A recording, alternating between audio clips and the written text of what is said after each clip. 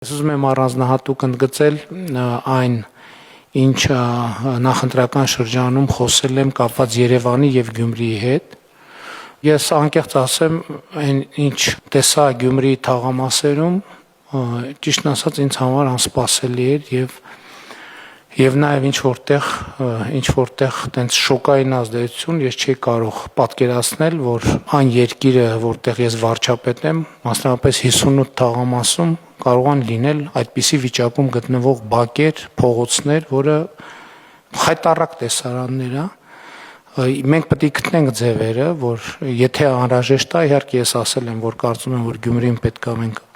հնարավորինս արագ ունենանք արտահերթ ընտրություններ, բայց միջև էդ էլ թեկուզ շրջանցելով տեղական ինքնակառավարման մարմիններին, մենք պետք է այնտեղ արագ գործողություններ իրականացնենք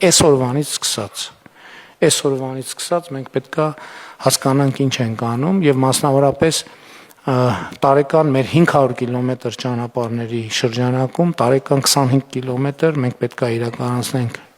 Գյումրիում, 50 կիլոմետր պետք է իրականացնենք Երևանում։